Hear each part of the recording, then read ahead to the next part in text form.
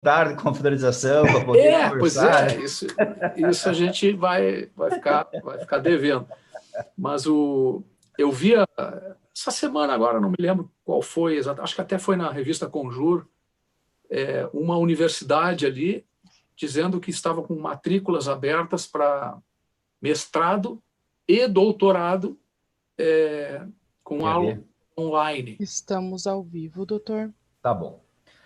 Boa noite. É com imenso prazer que fazemos uma nova live pela Comissão de Direito Militar da OAB do Paraná.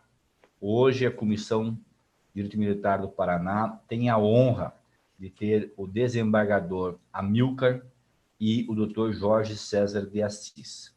Como de costume, nós pedimos aos nossos convidados para que façam uma breve apresentação da sua trajetória jurídica até os dias de hoje. Iniciamos, então, com o Dr. Amilcar, que, desde já, agradecemos o convite, a sua aceitação ao nosso convite, a sua disponibilidade, o seu desejo de dialogar com os advogados da Comissão de Direito Militar da OAB do Paraná e com todos os demais operadores de direito. Então, para nós, é um motivo de orgulho, de satisfação, ter uma pessoa do seu quilate, da sua categoria, na nossa Comissão de Direito Militar. Então, doutor Amilcar, peço a gentileza do senhor fazer a sua apresentação. Bom, então, inicialmente, meu boa noite a todos. É uma honra para mim participar dessa conversa, né, desse debate, principalmente por estar ladeado aqui do Dr. Jefferson, que é o presidente aí dessa comissão, e do meu amigo Dr. César Jorge de Assis, que é um expoente em nível nacional, né, no direito penal, procurador da Justiça Militar da União, ainda que como se diz na caserna, com a arma batida ao solo, né? Já não está mais atuando, enfim, já está na reserva, como dizem os militares, né? Mas eu fui membro do Ministério Público do Estado do Rio Grande do Sul, fui promotor de justiça do concurso de 1998 e cheguei à entrância final, comecei minha carreira no interior e, por fim, eu estava na capital, em Porto Alegre, República Rio-Grandense, como nós dizemos aqui, né? Estava na capital já, e trabalhava na assessoria do Procurador-Geral, quando, então, houve a abertura de uma vaga para a Justiça Militar, para compor o Tribunal de Justiça Militar, uma vaga pelo 5º Constitucional. Eu me habilitei, tive a felicidade de compor a lista sêxtupla do Ministério Público e depois também, para minha felicidade, fui incluído na lista tríplice do tribunal. E tive a honra de ter sido escolhido pelo governador do estado.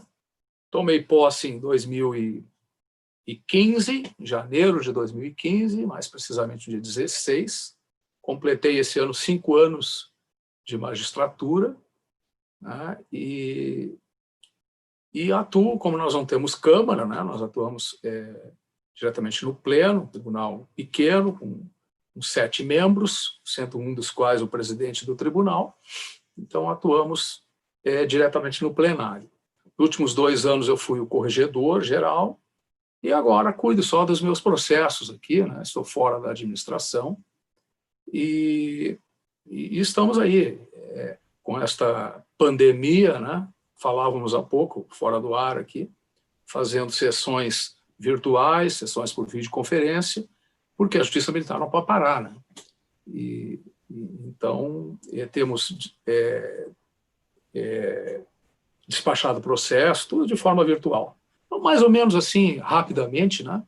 Essa é a minha trajetória até o Tribunal de Justiça Militar. É interessante, doutor Amilcar, porque a Comissão do Paraná ela tem uma certa ligação com o TJM Rio Grande do Sul. Digo isso porque já tive a honra de estar com o Coronel Fábio aí num evento onde se discutia a alteração do Código Penal Militar e do Código de Processo Penal Militar. Também esteve aqui em Curitiba o doutor Sérgio Brum, num evento nosso, Então, ou seja, assim, de algum modo, nós já participamos de eventos em conjuntos aí com o TJM Rio Grande do Sul e aqui no Paraná com pessoas do TJM. Então, para nós é importante, a gente espera que continue essa ligação Com certeza. muito respeitosa, né? Para que a gente possa, a cada dia, aprender um pouco mais com essas pessoas que diariamente labutam, né, no direito militar. Dr. Jorge César de Assis, peço que libere o seu microfone e se apresente, então, aos nossos ouvintes, contando rapidamente aí a sua trajetória, né, que passou por tantas instituições aí. Então, um currículo muito grande, assim como o doutor Amilcar também. Então, doutor Jorge, dá uma resumida para nós aí no seu currículo, por favor. Eu vou contar o que pode só. Bom, eu ingressei em minha vida profissional na Polícia Militar do Paraná, sou oficial da reserva não remunerado, onde cheguei até o posto de capitão. Ingressei na Polícia Militar do Paraná em 1975 e fiquei, né, saí da PM em 1995, né, ano em que eu passei no concurso para o Ministério Público Estadual. Aí eu fui promotor de justiça do Estado do Paraná, de 1995 até 1999, e em 1999 eu passei no concurso do Ministério Público Militar da União, onde atuei até 2016, quando me aposentei, né? Atuei basicamente no Rio Grande do Sul, tive uma rápida passagem por Belém do Pará e aqui em Curitiba substituindo, né? Tenho um carinho muito grande pela Terra Santa, né? e pelo Rio Grande do Sul como um todo, né? E após ter me aposentado, eu me inscrevi na Ordem dos Advogados do Brasil, seção Paraná, e também tive uma passagem pela Comissão de Direito Militar, chegando, inclusive, a ser o seu presidente até o final do ano passado. É isso aí. Existe uma peculiaridade, até para os nossos ouvintes saberem, o doutor Amilcar saber, quando o doutor Jorge se aposentou do Ministério Público Militar, ele falou comigo e falou assim, eu quero ser advogado. E ele estava na dúvida entre fazer inscrição no Rio Grande do Sul ou no Paraná. E eu logo já peguei ele e falei, não, Rio Grande do Sul não, é muito longe, fica aqui, né? Faz com o Paraná aqui. Então, hoje ele tem o OAB do Paraná, e se não fosse aí nossa intervenção, quem sabe ele seria um advogado do Rio Grande do Sul, né? Nada contra os colegas gaúchos, que eu tenho maior carinho e admiração, mas eu puxei a sardinha, né, para o meu lado aqui. Então, o doutor Jorge, de fato, foi convidado para participar da comissão, que já existia desde 2015, foi um dos primeiros palestrantes, nosso primeiro simpósio de direito militar do Paraná aqui, e daí, ao se aposentar, passou a ingressar à comissão, como disse, foi presidente. Então, é uma pessoa que nós temos todo carinho, toda admiração, o Dr. Jorge sabe disso, e para nós é muito, muito prazeroso tê-lo novamente aqui, hoje, na posição de convidado. Muito bem. Nós fizemos aqui fizemos uma lista de perguntas, né? E quem está nos acompanhando pelo YouTube também tem o chat, pode aí fazer perguntas. Mas a primeira pergunta que eu faço, e essa pergunta é para ambos, primeiro o doutor Amilcar responde, depois o doutor Jorge responde, é se a Lei 13.967 de 2019 andou bem, ao vedar no artigo 18.7 do Decreto-Lei 667/69 a prisão disciplinar. Nós sabemos que tem todo um contexto legal, e a gente fala um contexto constitucional e contexto legal, e também um contexto extralegal. A ideia de cabimento, em pleno século XXI, da prisão disciplinar. Então, a pergunta que a gente faz a ambos os convidados, inicialmente o doutor Amilcar, é: esta lei 13.967, ela andou bem do ponto de vista constitucional, legal, e do ponto de vista extralegal? Doutor Amilcar, libera o microfone e a palavra é sua.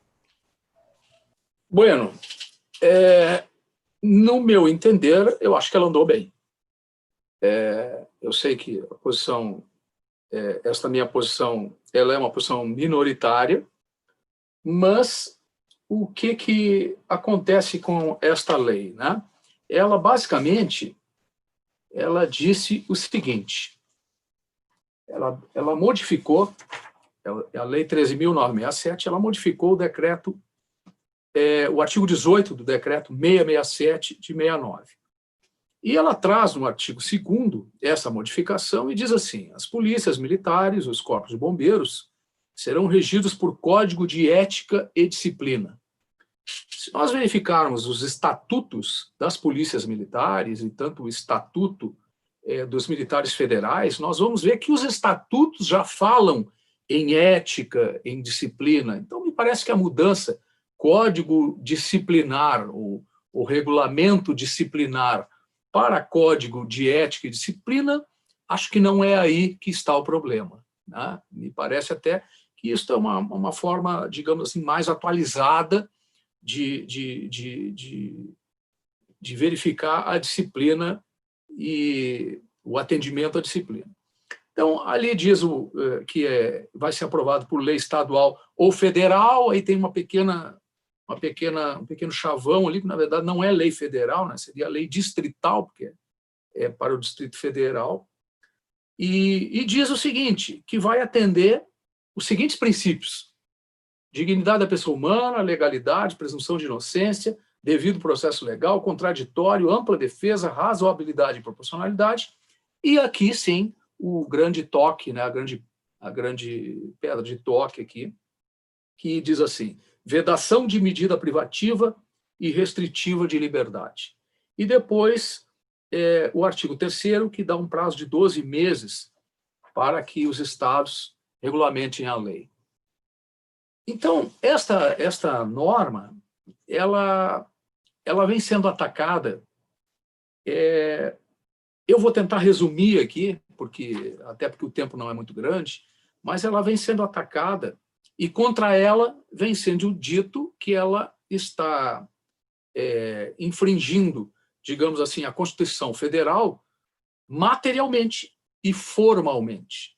Materialmente estaria para que nós pudéssemos resumir aqui, ela estaria indo de encontro ao princípio da simetria que deveria ou que deve existir entre as forças militares federais e as forças estaduais, militares estaduais. Esse seria um argumento. O segundo seria de que esta norma estaria, digamos assim, infringindo o artigo 5º, inciso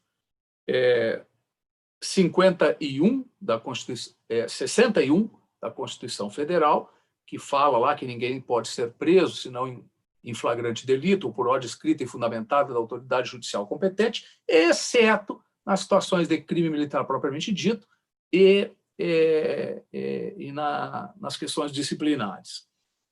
Também estaria materialmente infringindo o princípio da isonomia e haveria também uma inconstitucionalidade formal. Bom, por que eu acho que andou bem a norma? Primeiro, porque o artigo... Vou tratar aqui primeiro da questão material, né? Vou ser bem rápido. Quanto tempo eu tenho nessa intervenção? Posso esgotar aqui a posição?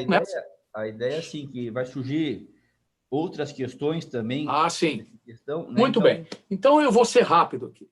Por que eu acho que esta norma, alguns dizem, que ela estaria infringindo uma cláusula pétrea da Constituição, que é o artigo 5º, inciso 61, que diz que ninguém será preso senão em flagrante delito ou por ordem escrita da autoridade judicial competente, salvo nas hipóteses de crime militar propriamente dito ou infração disciplinar, né? Que aí seria, então, a prisão disciplinar. Então, que a Constituição estaria garantindo a existência da prisão disciplinar. Não me parece que seja isso. Por quê? Porque a cláusula de pedra deste artigo 5º, o que o artigo 5º garante não é a prisão. Ele garante a não prisão.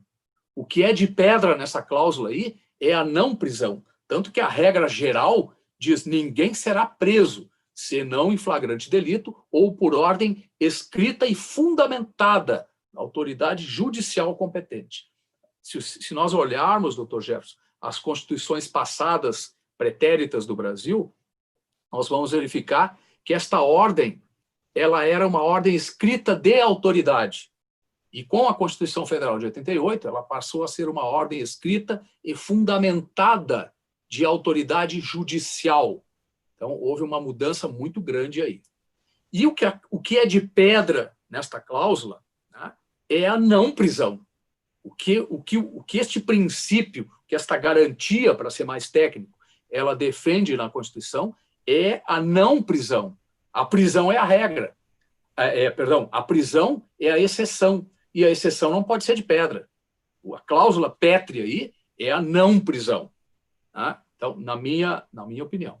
Também a questão da simetria, que estaria ali, digamos, infringindo a simetria entre as forças militares federais e estaduais, não concordo, porque princípio da simetria não é isso. O que os doutrinadores constitucionalistas chamam de princípio da simetria é o princípio que deve existir entre as constituições dos estados e a Constituição Federal, nos princípios fundamentais, né, os princípios normantes das constituições. Tanto que lá no artigo 11 do Ato das Disposições Constitucionais Transitórias, a Constituição fala que os estados elaborarão suas constituições respeitando os princípios fundamentais desta. Então, soberania, não intervenção, né, o princípio de separação de poderes, todos que estão ali do artigo 1º até o artigo 4º são princípios sensíveis e eles devem ser repetidos, digamos assim, nas constituições do Estado, nas constituições estaduais. Isto é o princípio da simetria. Qualquer coisa fora disso não é simetria, não se fala em simetria. O que se poderia pensar seria infringência ao princípio da isonomia, mas isso eu vou deixar para depois, certamente vai ter pergunta nesse sentido. E a questão formal que se discute, eu acho que aí é a questão que, digamos assim, que difere a minha posição, provavelmente, da posição do doutor Jorge César, é que o artigo 142 da Constituição Federal, ele fala que as Forças Armadas serão instituições nacionais permanentes, reguladas, organizadas com base na hierarquia e disciplina, e diz no parágrafo 3º, parágrafo 3º, inciso 10, a lei disporá sobre o ingresso nas Forças Armadas, limites de idade, estabilidade e outras condições de transferência do militar para a inatividade, e aqui fala assim, os direitos e deveres e a remuneração, prerrogativas e outras situações especiais dos militares. E este inciso aqui, o artigo 42, manda aplicar aos militares dos estados. Então, se diz o seguinte, que quando a Constituição fala, no artigo 22, inciso 21, que compete privativamente à União legislar sobre normas gerais de organização, efetivos, material bélico, garantias, convocação, mobilização, inatividade e pensões das polícias militares e dos corpos de bombeiros militares. Muito bem, o que dizem aqueles que defendem que a norma é formalmente inconstitucional? Que o artigo 2, esse 22, inciso 21, ele traz a competência privativa da União para legislar sobre normas gerais, enquanto que o 142, parágrafo 3º, inciso 10, fala sobre que as polícias militares, se aplica esse artigo às polícias militares, e que ali, então, a lei disporá, e aí não seria uma lei geral, seria uma lei específica. Esta lei específica disporia sobre os direitos e deveres, e que direitos e deveres seria a questão disciplinar estaria afeta aos deveres dos policiais militares. Então, teria de ser por lei específica. E esta lei específica, ela é de atribuição do ente da federação.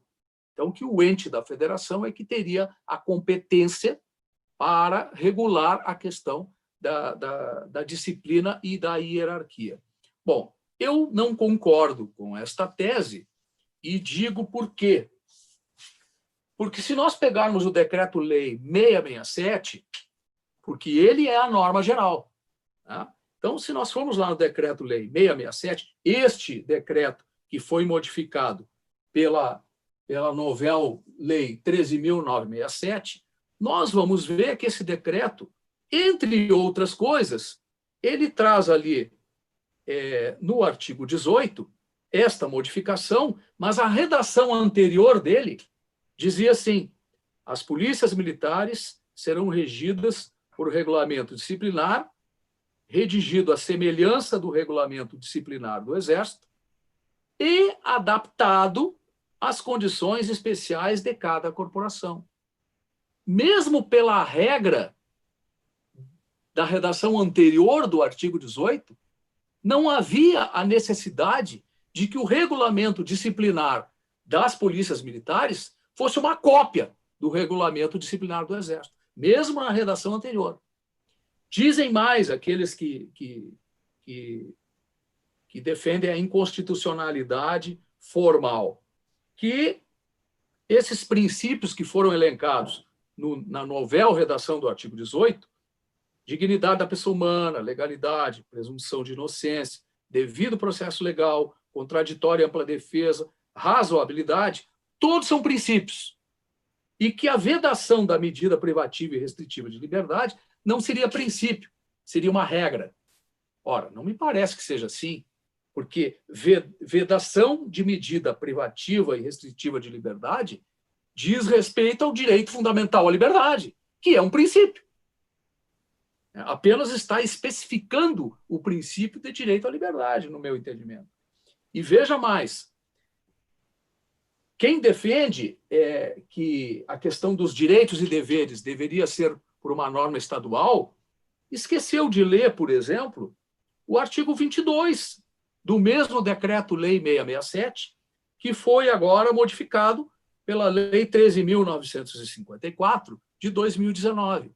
E ele diz assim, na chamada do capítulo, das vedações, dos direitos, dos deveres, da remuneração, das prerrogativas, da inatividade e da pensão. Ora, o que é direito, vedações, direitos, direitos e deveres já está dizendo aqui.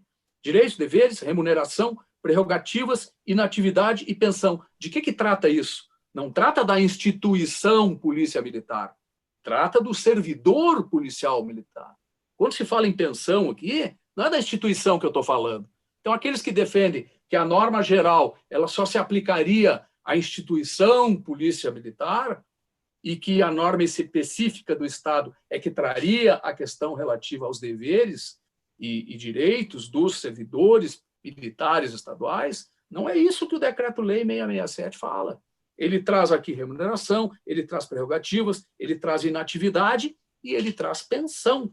Então, ele se aplica sim. E veja mais, aqueles que pregam contra que esta norma ela afasta o tratamento isonômico, que a Polícia Militar e o Exército, a Força Armada, por a Polícia Militar ser uma força de reserva, como diz a Constituição, tá? Do Exército, ela teria que ser a sua similitude, uns falam até em simetria, que falam errado, o certo é isonomia, mas veja bem, o próprio Decreto 667, ele diz aqui no início, ele fala assim, reorganiza as polícias militares, né?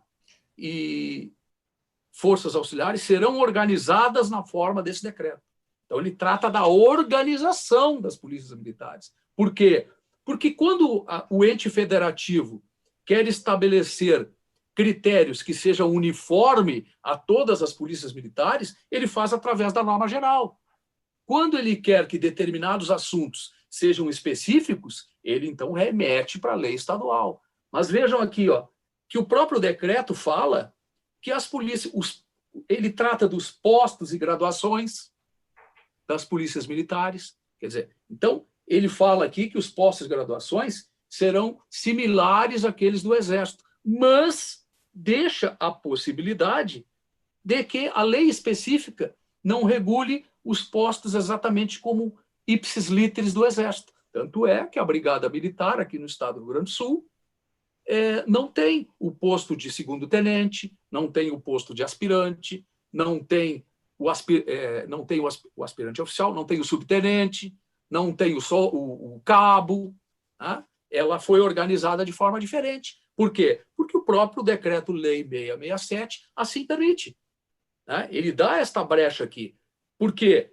Porque ele diz, como ele dizia na antiga redação do artigo 18, que as polícias militares deveriam ser adaptadas às condições especiais de cada corporação.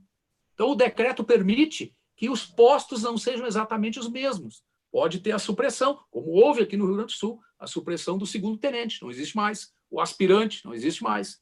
Então, isto aqui é norma geral. Ora, se isto é norma geral e pode, por que a norma geral da União não pode estabelecer que as sanções disciplinares serão uniformes, exceto essa? Exceto a sanção privativa ou restritiva de liberdade. Então, estou finalizando essa primeira parte aqui, mas eu queria deixar claro o seguinte: o jurista,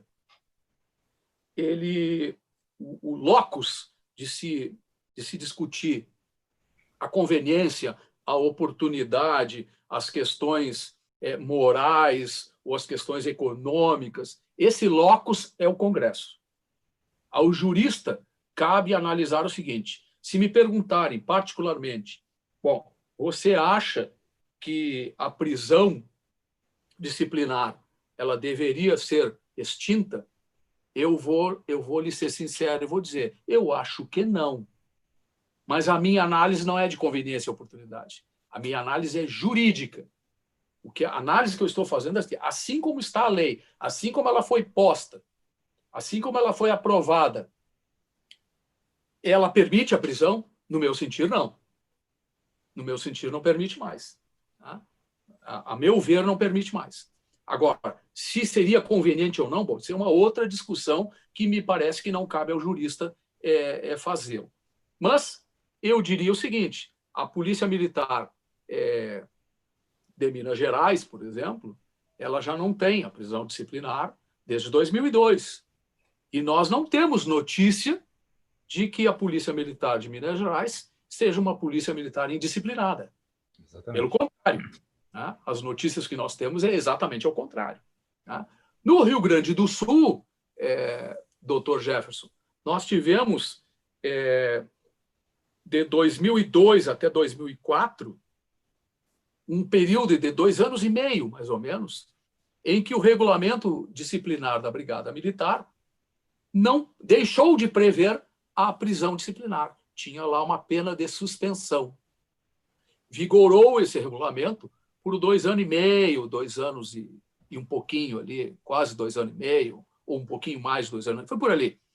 E nós não temos notícia aqui no Rio Grande do Sul de que nesse período de 2 anos e meio a disciplina da Brigada Militar tenha subido a pontos estratosféricos e que os oficiais não conseguiram dominar mais a tropa porque não tinha a pena de prisão.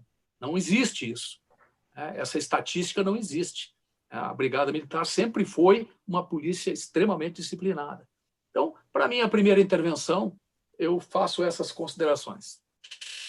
Acho que foi muito didático. O senhor conseguiu sintetizar vários pontos, né, que fez com que o nosso ouvinte pudesse entender a sua manifestação, e desde logo já agradeço. De fato, o inciso 10, né, do artigo 152, parágrafo 3º, ele é muito complicado, e ele em si já é muita discussão jurídica.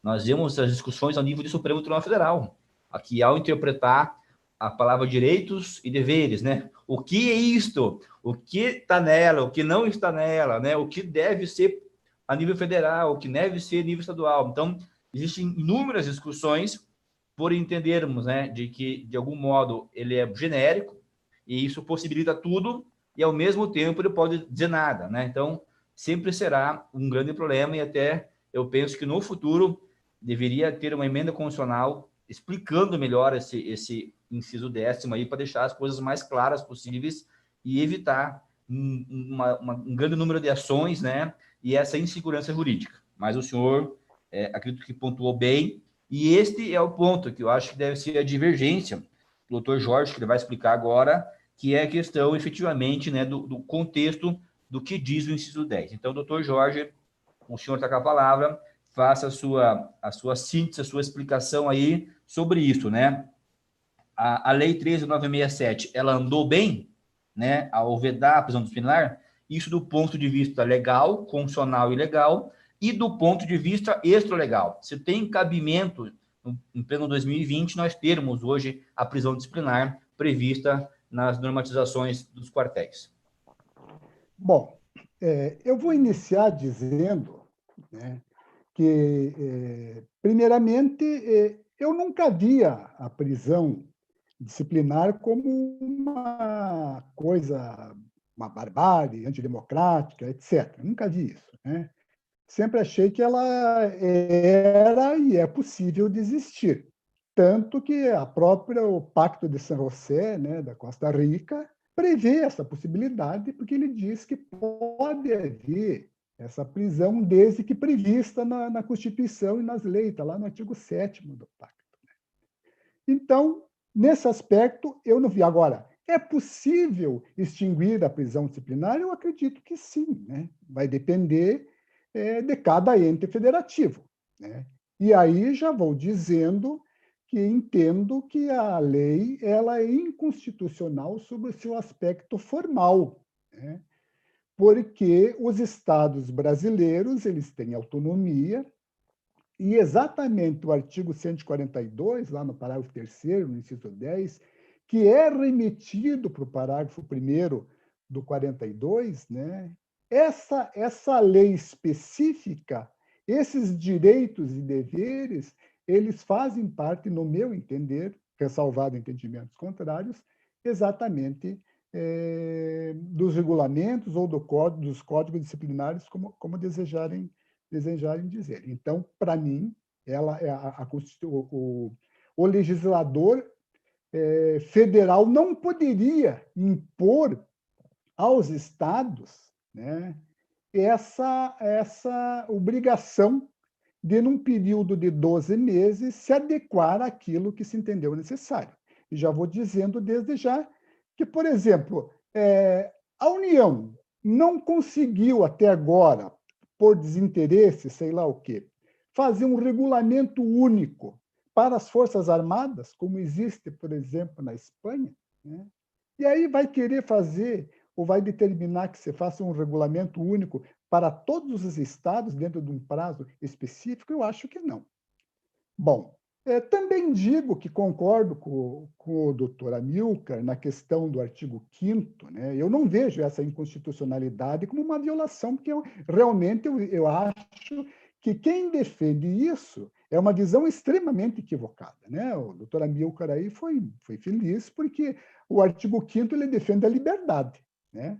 Então, a prisão, ele aceita a prisão, desde que ela esteja prevista em lei para transgressões disciplinares e militares. Ele aceita.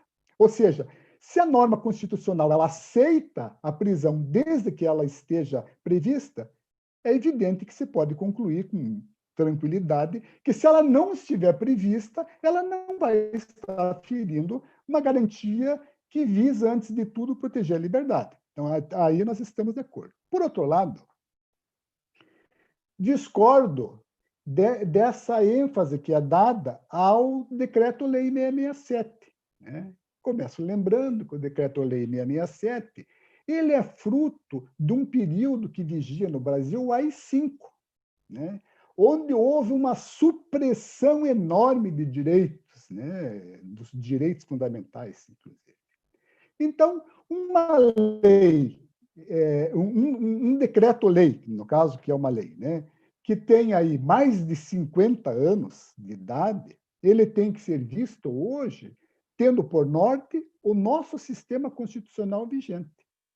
Aliás, o Decreto-Lei 667, em 69, né, então exatamente 5 anos após o início do governo militar, qual foi o interesse dele? Reestruturar e reorganizar as polícias e os corpos de bombeiros militares. Né?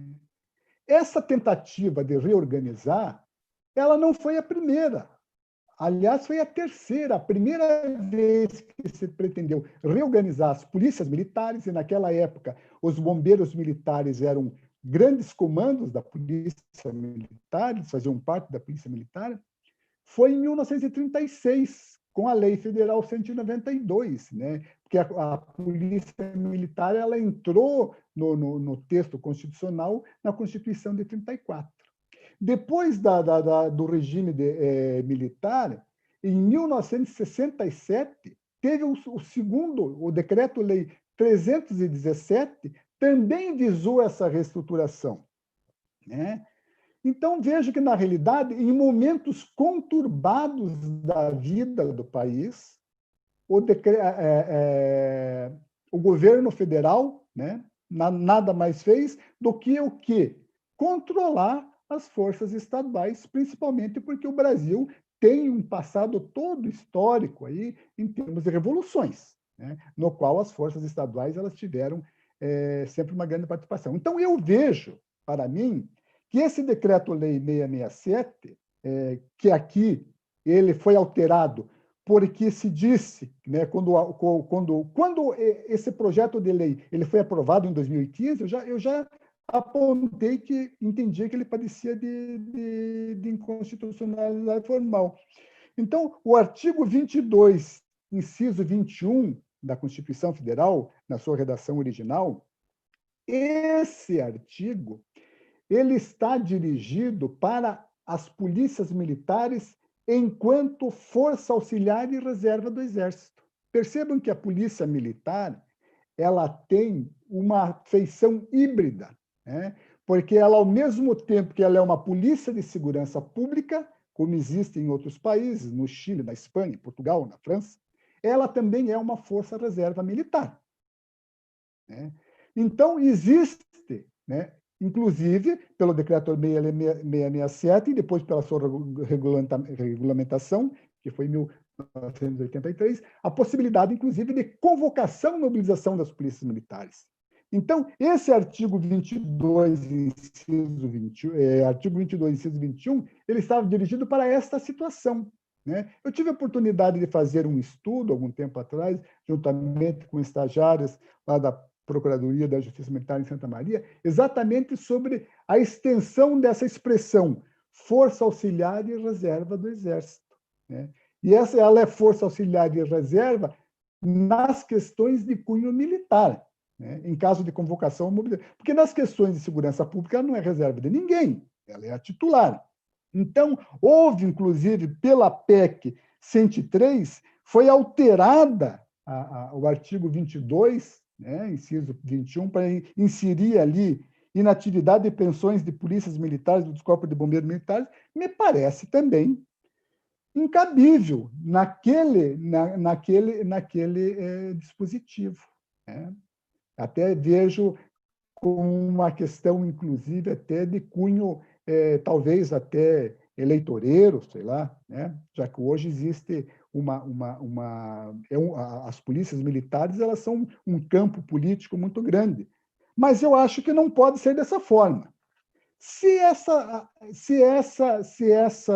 alteração, se ela vai ser boa ou não, eu não sei, né? Nós vamos ter que ver, né? Já desde 2001, Minas Gerais, por exemplo, já extinguiu a sua prisão disciplinar, né, com a edição do Código de Ética. Na época, inclusive, eu fui um crítico do Código como um todo, porque entendia que algumas questões ele nivelava os oficiais e as praças, e não existe essa igualdade no sistema vertical, que é o regime disciplinar, né? A igualdade, para mim, é que qualquer um pode ser oficial. Então, o soldado de hoje pode ser o coronel da manhã, o general da manhã, isso é possível.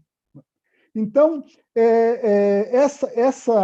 essa mudança, né, e ela foi seguida no Sergipe também não tem prisão disciplinar, no Ceará também não tem. A Polícia Militar do Paraná está trabalhando num novo código disciplinar, até o nome que se propôs não é de Código de Ética e Disciplina, mas Código Disciplinar, que não tem mais a previsão da prisão disciplinar. Então, não tenho nada contra tirar a prisão. Eu só acho que se ela estiver ali, ela está, né? Ela é possível, eu acho que faz parte do regime militar, porque as pessoas que detêm a força, né, e que em algumas situações, pelo menos não a maioria, mas a minoria, podem cometer alguns excessos e mesmo ilegalidades, tem que haver um instrumento para conter, né? Então, eu acho que a lei, por exemplo, ela já saiu infeliz, porque na emenda dela, por exemplo, veja que ela tem uma emenda que ela diz extinguir a pena de prisão disciplinar, né?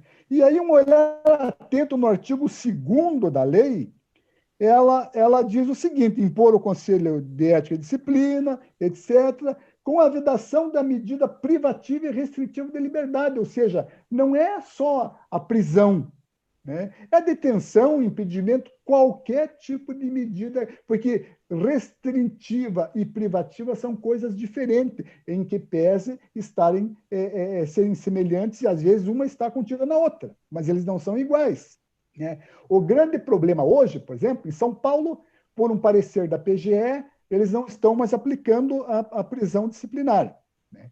Mas eles não têm, como tem, por exemplo, o Ceará, como tem Minas Gerais, como tem o Sergipe, a pena de suspensão, né? E essa pena de suspensão, me parece que ela até é extremamente interessante, né? Porque ela tem um cunho patrimonial. Se ele é suspenso, ele perde os dias em que ele estiver suspenso. Então, na realidade, ela não é uma pena que seja assim para inglês ver. Ela é uma pena severa, né? Mas se você está impedido de aplicar uma pena privativa ou restritiva de liberdade, e você, como o Paraná, como São Paulo, como a maioria dos estados, inclusive aqueles que têm regulamentos cópias do Exército ou que usam o regulamento do Exército, como aqui no Paraná, que pena que você vai aplicar? Você não tem pena nenhuma, né? Então, me parece que nesse aspecto, a assessoria jurídica do presidente da República ou não se apercebeu ou ignoraram, né? Porque criou um problema, da mesma forma que um problema ao estabelecer 12 meses num Brasil continental, com estados com peculiaridades extremamente diferentes, para que se adequem a essas normas. Então, eu acho que é inconstitucional, mas, ao mesmo tempo, né, eu acho que ele está vigiando desde agora. Ao mesmo tempo que eu acho que é inconstitucional, eu acho que, a partir de agora, não pode mais aplicar prisão nenhuma, né? E outra coisa, quem é que pode alegar essa inconstitucionalidade? Existem duas formas. A primeira forma, que seria um controle concentrado, né, através do STF, teria que ser os governadores do Estado. Mas eu não tenho notícia que algum governador do Estado interpôs ou queira interpor uma ADI contra essa lei, né? Pode ser feito também, no caso concreto, de modo difuso, através do Poder Judiciário decretar a inconstitucionalidade da lei, né? Eu li agora, na revista Direito Militar, que em São Paulo foi decretado, né, num recurso. Eu tentei localizar o processo, mas não consegui pelo sistema. Então, não sei exatamente de que forma que escorreu, porque as penas lá estão suspensas, né? Então, é possível decretar a inconstitucionalidade? Sim, né, nessas duas formas. Alguém está pedindo para que seja decretada? Me parece que não, né? Então, eu acredito que, por essas razões, que eu acho que a lei está trazendo, né, uma série de problemas. Aqui no Paraná, por exemplo, no primeiro momento, o comandante-geral tinha suspendido a aplicação da pena. Depois ele deu uma nova orientação, através da corregedoria, inclusive, também, no sentido de que se aplique a pena privativa de liberdade, mas se suspenda o efeito. Aí me parece que não tem cabimento, né? Porque o efeito é o mesmo. Como é que vai ter efeito? Se uma coisa que não existe mais, para mim ela não existe mais, porque a lei federal está lá, né? Mesmo que eu não concorde, ela está lá. Então, se ela não existe mais, como é que isso vai gerar algum efeito? Alteração de comportamento, ou impedir, por exemplo, o militar de fazer um curso porque ele está punido. Quer dizer, não é uma medida muito adequada. No Rio de Janeiro... Se você me pode permite, falar. Jorge, até porque daí a gente vai redobrar isso em outras questões, né? Aqui no Paraná, salvo me engano, a determinação foi de que constasse na ficha funcional aquela punição para que gerasse efeitos funcionais naquele militar, com proibição de cursos, de promoções, tudo mais, né? mas que isso não se cumprisse. E aqui no Paraná, podemos estar errados, mas foi o primeiro habeas corpus concedido mantendo a lei e impedindo que, salvo me engano, um policial militar de Palmas cumprisse a prisão disciplinar.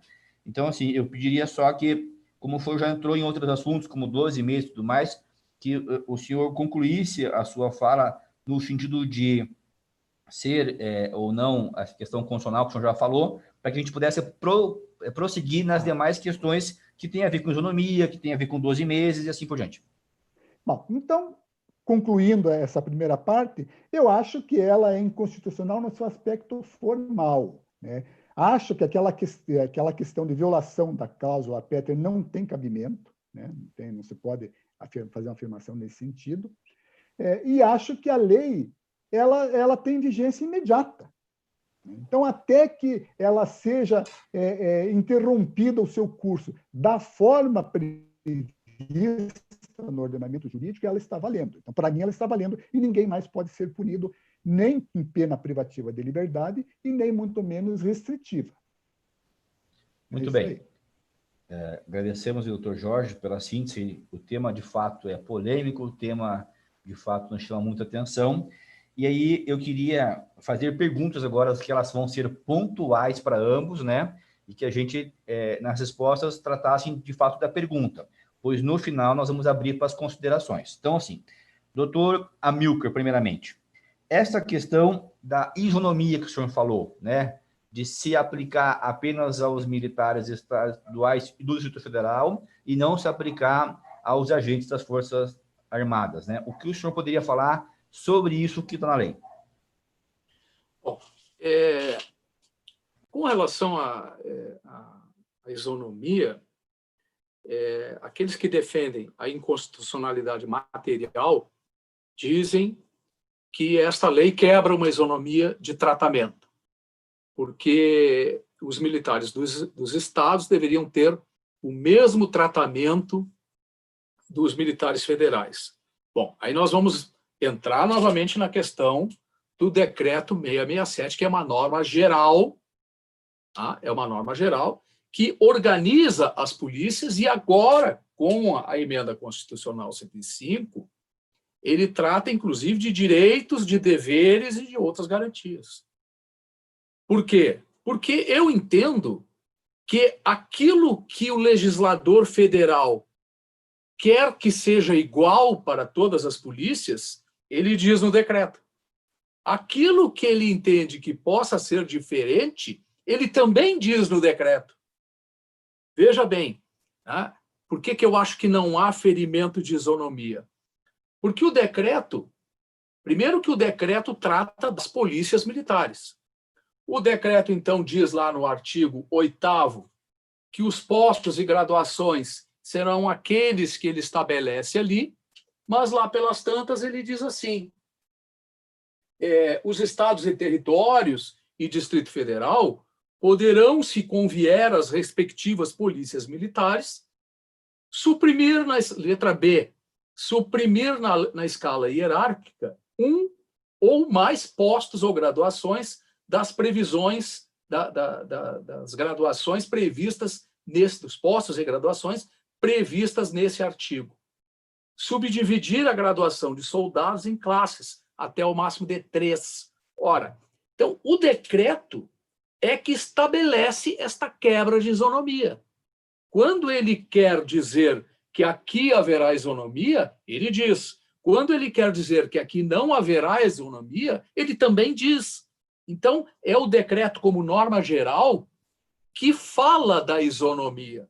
Então, nós não podemos simplesmente dizer o seguinte, olha, a lei, quando ela diz que não haverá prisão para as polícias militares, a prisão disciplinar, ela quebra a isonomia, porque deve haver uma isonomia entre as Forças Armadas e as polícias militares, porque estas polícias militares são forças auxiliares e reservas do Exército. E, em assim sendo, deve existir uma isonomia de tratamento. Esta isonomia de tratamento, quem define a isonomia é a lei, é o decreto 667. Quando ele quer quebrar, ele quebra. como no caso dos postos e graduações aqui. Quando ele quer estabelecer que as pensões serão assim ou assado, né, ele vem aqui com esta lei que eu citei aqui para o senhor, né, a Lei 13.954, agora de 2019, ela veio e trouxe, naquilo que se chamava antes prescrições diversas, agora está escrito assim, das vedações, dos direitos, dos deveres, da remuneração, das prerrogativas, da inatividade e da pensão. A Constituição outorgou a norma geral, que é o Decreto 667, a Constituição outorgou ao decreto definir aquilo que seria igual e aquilo que seria diferente. E o decreto está fazendo isso. Ele está dizendo, olha, na questão de pensões, de inatividade, de prerrogativa, de remuneração, vai ser assim. Na questão de postos e graduações, etc. e tal, vai ser assado. Na questão relativa à punição disciplinar, ali, as questões disciplinares, eu vou vedar a prisão disciplinar. O decreto é norma geral, ele pode fazer isso. E nós devemos lembrar o seguinte, este decreto aqui, ele foi recepcionado pela Constituição de 88 como norma ordinária, como lei ordinária. Então, ele pode ser modificado ou derrogado por norma ordinária. E este decreto, ele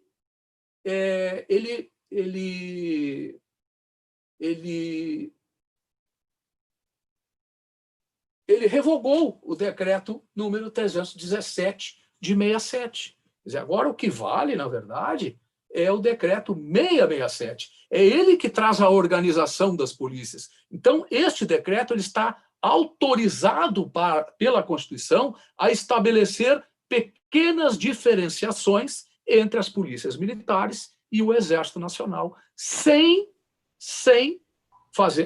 fazendo isso, sem dizer que está sendo quebrada a isonomia. Está fazendo pequenas definições, pequenas diferenças. E a Constituição outorgou o decreto a fazer isso. E parece que não há ferimento nenhum de isonomia. E só para não deixar passar em albis aqui, o doutor César falou ali que a lei está em vigor, eu também concordo com isso, até porque quando ela fala ali em não prisão, né, a garantia que ela traz ali é da não prisão. Nós temos que lembrar que a não prisão é direito à liberdade. E os direitos e garantias fundamentais, pelo parágrafo 1º do artigo 5º da Constituição, diz lá que as normas definidoras de direitos e garantias fundamentais têm aplicação imediata. Então, eu concordo com o doutor Sérgio. A lei está em vigor e deve ser respeitada. Seria o objetivo da próxima pergunta, então, dizer, esse fato, essa vacância de 12 meses, na sua ótica, doutor Amilcar, não tem fundamento algum. Ou seja, por dois motivos. Aplicação imediata. Por dois motivos. Primeiro, porque não existe hierarquia entre norma federal, norma estadual e norma municipal. A norma federal ela não vale mais que a norma do Estado, nem a norma do Estado vale mais que a norma do município. O que existe são repartições de competência. O município, a União legisla, segundo a Constituição, privativamente sobre determinados assuntos, concorrentemente sobre outros assuntos, e aí com os estados, e tem lá um artigo, se não me engano, o artigo 30 da Constituição, que diz que os municípios legislarão sob o interesse local. Então, não existe hierarquia entre normas. Se não existe hierarquia entre norma, uma norma federal não pode dar um comando para o legislador do Estado. Não sei se o senhor me compreende. Entendi. Quando esta lei, isto sim é inconstitucional.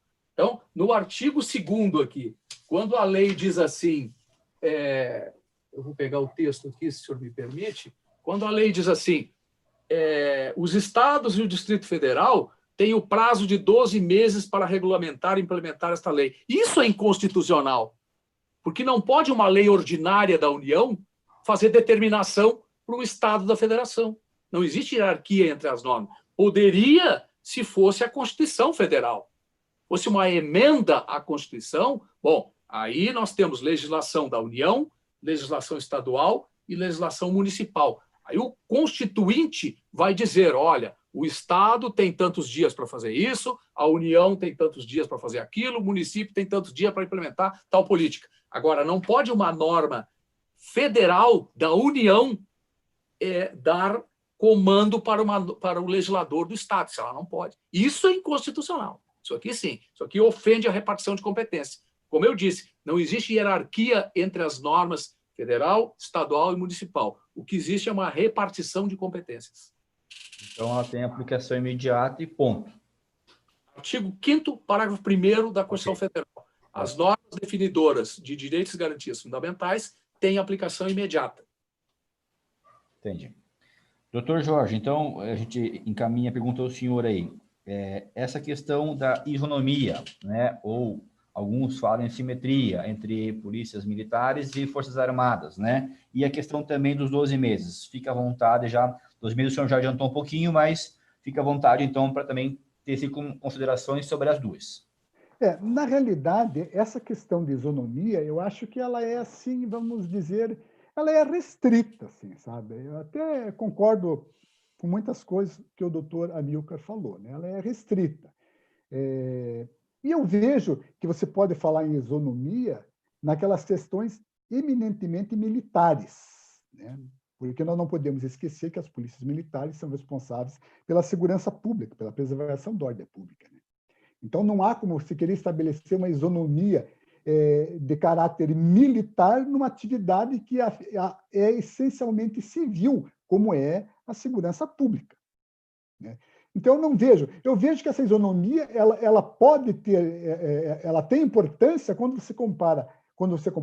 você vê as polícias militares e os corpos de bombeiros militares como força auxiliar ou reserva do Exército, que são naquelas questões mais graves em que elas possam ser mobilizadas ou convocadas. Vejo que essa isonomia é interessante porque até bem pouco tempo atrás, né, até na Constituição de 88, por exemplo, as polícias militares, os seus integrantes, por expressa disposição, apesar de terem basicamente a mesma estrutura vertical do Exército, não poderiam ganhar mais do que os seus correspondentes no Exército, né? Aquilo era uma coisa humilhante, né? Eu mesmo eu entrei em 75 na Polícia Militar, isso era vigente, né? Então, as polícias militares não podiam ganhar mais que o Exército, né? A questão, isso era entendido de uma forma que ele tinha que ganhar menos, bem menos, né? Chegou a um ponto, em 1986, por exemplo, eu era primeiro-tenente, o primeiro-tenente da Polícia Militar ganhava menos que um cabo do Exército. O cabo do Exército não estava errado, quem estava errado era o... Mas veja bem, então, essa isonomia ela é relativa, né? Ela existiu para algumas coisas e para outras ela não existe. Por isso que eu digo que esse decreto-lei 667, né, em que pese ele está sendo aí, vamos dizer assim, vem recebendo injeções aí para blindá-lo, ele deve ser visto de uma nova forma, né? Mesmo porque as polícias militares, os corpos, elas são subordinadas ao governo do Estado, né? Enquanto as Forças Armadas elas são submetidas à autoridade suprema do presidente da República, e a autoridade suprema, entenda-se, implica em responsabilidade suprema, porque as Forças Armadas não são do presidente, elas são da nação, né?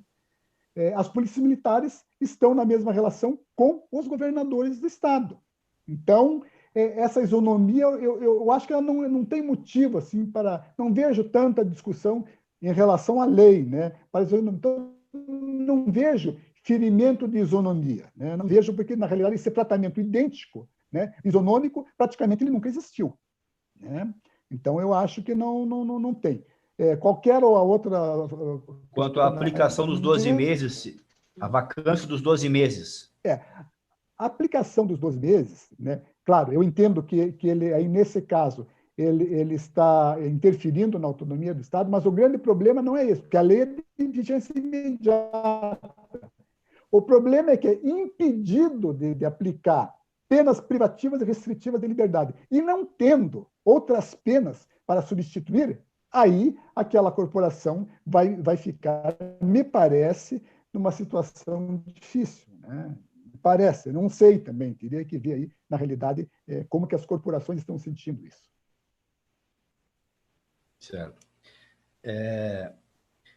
Nós já estamos com 1 hora de live, então a ideia é o seguinte: os temas principais, acredito eu, a lei é pequenininha, os temas principais nós abordamos aqui.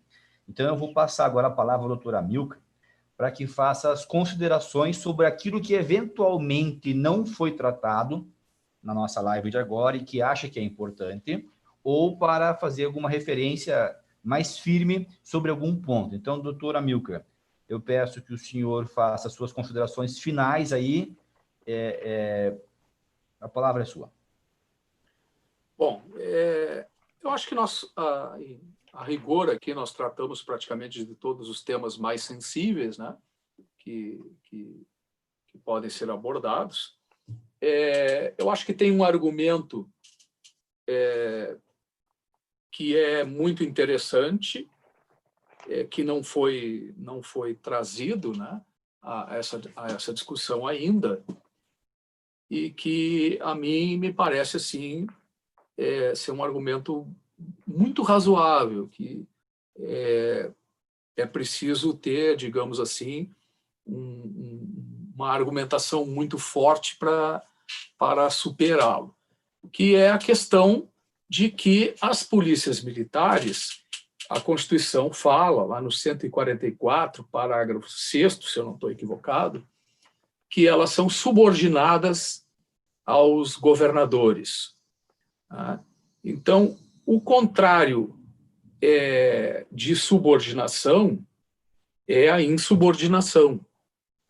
E para a insubordinação cabem penas disciplinares.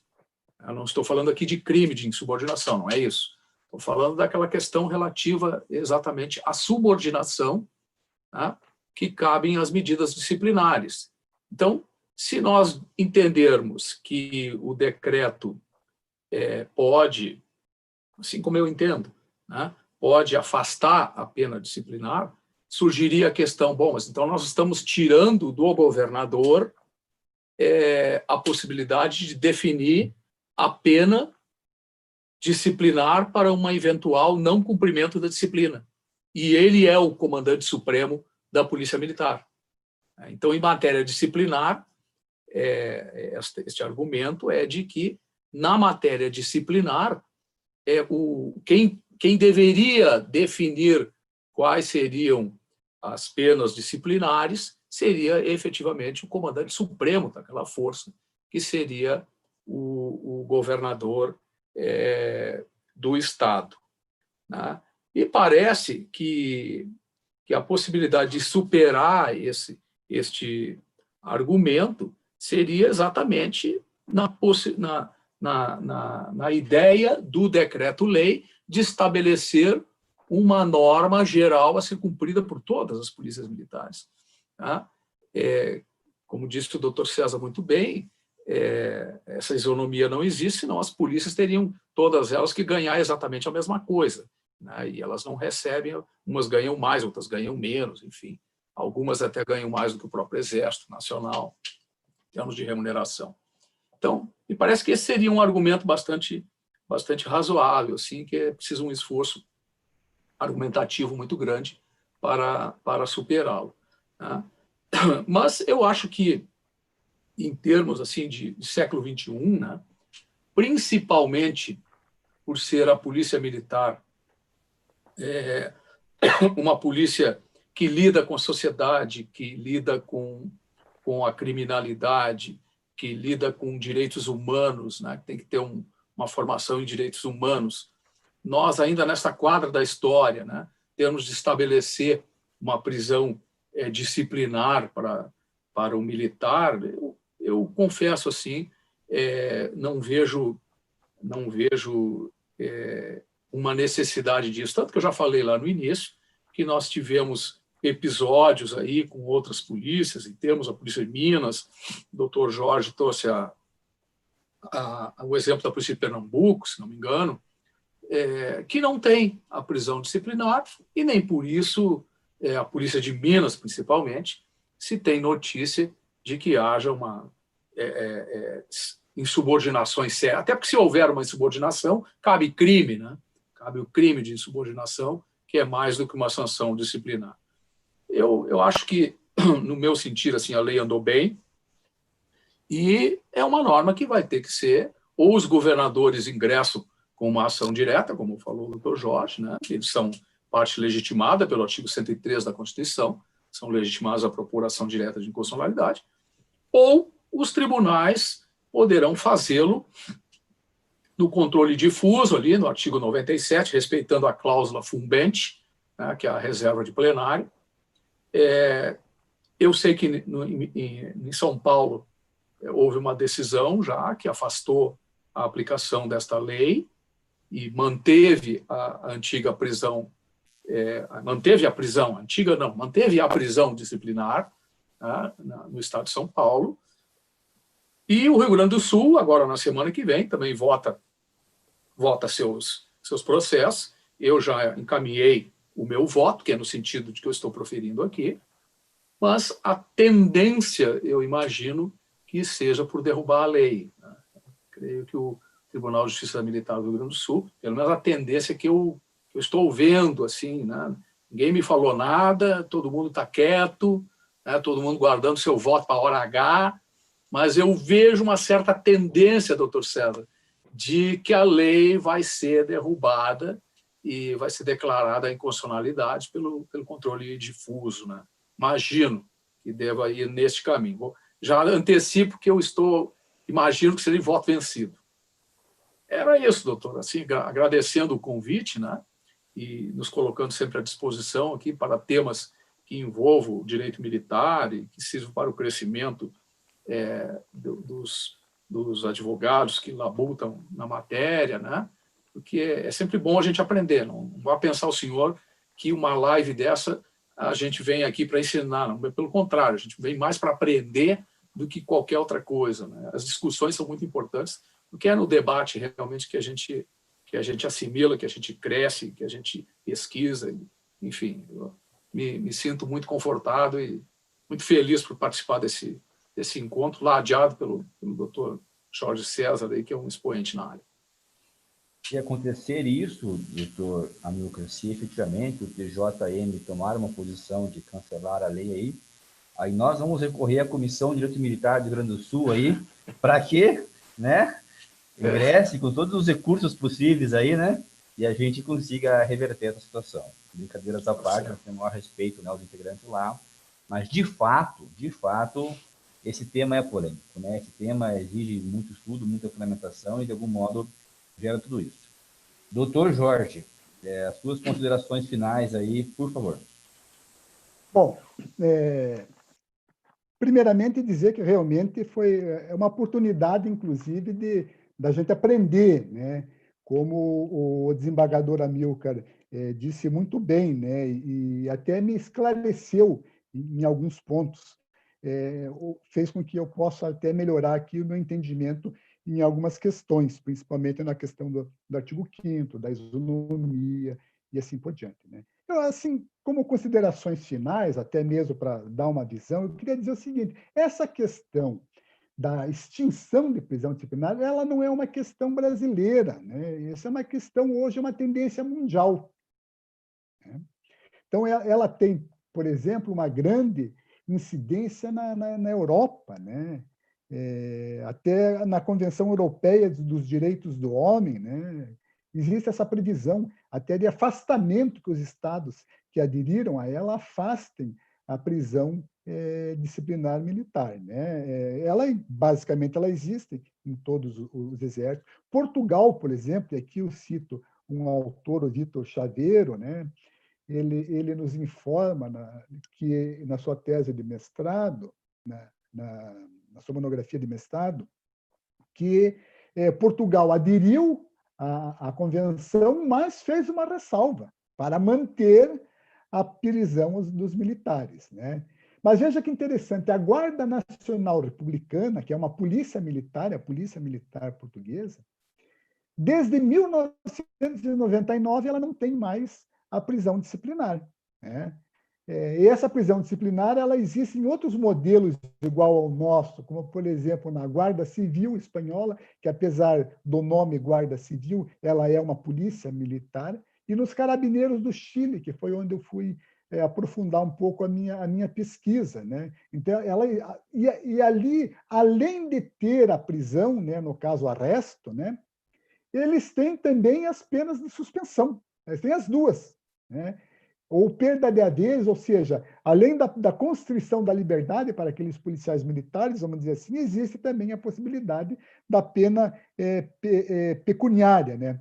E no nosso caso aqui específico da Lei 3.967, eu gostaria de dizer que, com certeza, estão chegando à justiça, né, algumas questões assim decorrentes. Por exemplo, a punição, a pena de prisão, ela já tinha, o processo disciplinar já tinha se encerrado, já tinha sido sancionado e veio a lei, né? Me parece que, mesmo com o processo sancionado, aquele policial militar não pode mais ser punido, né? Da mesma forma, se o processo está em andamento, da sua execução, ele foi punido com prisão de 30 dias, ele estava lá no 10º dia de cumprimento, quando chegou a lume a lei, também não pode continuar aquela punição. E muito menos os efeitos, né? É até interessante que na Paraíba, por exemplo, em 2016, então antes da lei, em 2016, o governador editou um decreto suspendendo, né, suspendendo a pena de prisão para a Polícia Militar da Paraíba. Agora, veja que interessante, ele se esqueceu do Corpo de Bombeiro, né, que lá na Paraíba, até pelo menos em 2017, ele era separado da Polícia Militar, né? Mas até hoje eles têm problemas, porque daí, veja que interessante. Então, ele podia, já que a Polícia Militar lá tem um decreto que é a cópia do Exército, ele podia ter editado um novo decreto, tirando a pena de prisão, mas ele não fez isso. E aí, veja que coisa mais interessante ainda, né? Ele pegou, na prática, os alunos dos cursos de formação, que lá é um sistema diferente, então eles não são considerados militares ainda, porque não se formaram soldados, oficiais. Então, os alunos do curso de formação, esses podiam ser presos, e os policiais militares não, né? Então, não tem cabimento se você suspender a prisão do profissional e deixar que ela ocorra aquele que está sendo formado, ao estudante. Então, são essas questões que eu acho que elas já estão, na maioria, pelo que eu estou sabendo, em São Paulo, agora ela está suspensa, tem essa decisão do tribunal, mas as penas estão suspensas, né? Não estão sendo aplicadas. Aqui nós já tivemos manifestação aqui no Paraná, o doutor Jefferson citou habeas corpus, em Santa Catarina também, no Rio Grande do Sul, o tribunal também, eu tenho uma decisão aqui que tinha impedido a prisão disciplinar, porque nesse entendimento de que a lei é de vigência imediata, que até que ela seja declarada inconstitucional, ela está valendo para todo mundo e tem que ser acatada, né? Se vai ser bom ou não, ouvindo o doutor Amilcar, principalmente no aspecto em que ele trata, e isso é uma verdade, né, da questão dos direitos humanos. Eu estou ajudando na coordenação de uma pós-graduação em Direito Militar com a Unifil, juntamente com a professora Luísa Brum, e nós temos na carga horária do curso de pós-graduação em Direito Militar direitos humanos para as instituições militares, né? Então, o doutor Amilcar foi feliz e até me ganhou mais um pouco, exatamente o seguinte, me definir, em que pese eu ter dito que eu não acho que a prisão em si mesma ela não é inconstitucional, mas para uma instituição profissional que trata com a sociedade, que tem uma formação voltada para os direitos humanos, não tem cabimento que esse profissional possa ser disciplinarmente punido com uma pena de prisão, né? Então, eu acho que é isso, o assunto ainda está candente, né? Vamos aguardar com ansiedade aí a decisão do TJM, né? Quero levar, inclusive, meu abraço para todos os integrantes do Tribunal de Justiça Militar do Rio Grande do Sul, do qual eu sou um fã, né, e amigo daquele tribunal, e do próprio Rio Grande do Sul me sinto aqui um gaúcho por opção, né? Muito obrigado. Doutor Jefferson, Claro. me permite, essa questão que o doutor César falou agora, né? nós temos uma decisão, sim, mas essa decisão é liminar. Uma liminar no habeas corpus, desse que vai a julgamento na semana que vem. E uma coisa interessante, doutor Jorge, que aqui no Rio Grande do Sul, por exemplo, os quartéis não têm mais, os quartéis da Brigada Militar, eles não têm mais cozinha, né, como tem os quartéis do Exército, né, não tem mais cozinha, alguns deles não têm nem alojamento, assim, para que o militar possa dormir. Então, ocorre alguns casos em que o sujeito é preso disciplinarmente, e aí, ao meio-dia, ele sai para almoçar, porque não tem comida no batalhão, e ele... Na churrascaria. E ele tem que almoçar com recursos próprios, aí ele, principalmente no interior do estado, né? Aí ele vai em casa almoçar. E à noite, por exemplo, como não tem local para dormir no batalhão, ele vai para casa. Aí ele se recolhe em casa e no outro dia ele volta para o quartel porque ele está preso. Quer dizer, é uma coisa assim, interessante. Né? Eu quero aproveitar essa intervenção do doutor Amilcar, né? Eu agora me veio a lembrança, em 2012, eu estive em Recife, na Corregedoria Geral do Estado, né? Fazendo um curso de direito, ministrando um curso de direito disciplinar. Então, lá eles têm, é um sistema excelente, né? É uma corregedoria que tem, inclusive, verba própria, ela tem autonomia, ela tem subcorregedorias da Polícia Militar, do Bombeiro, da Polícia Civil, do Instituto de Criminalística, dos penitenciários, todos têm a sua subcorregedoria e um corregedor geral, né? E aí, lá, na época, em 2012, houve uma orientação da CONASP, né, do Conselho Nacional de Segurança Pública, no sentido de que houvesse uma alteração no Decreto-Lei 667 para extinguir a prisão das polícias militares. Aí veja que interessante. Naquela época, então, o Estado do Pernambuco se manifestou contrário à extinção da prisão disciplinar, por achar que ela era necessária, viável, tanto que, inclusive, pela lei, pelo decreto, pelo regulamento disciplinar da Polícia Militar, que é um código disciplinar, ele é de 2001, existe a prisão, mas existe a possibilidade do comandante relaxar o cumprimento, de autorizar que praças graduadas e oficiais e aspirantes cumpram em casa, dependendo da situação. Então, já há uma mitigação.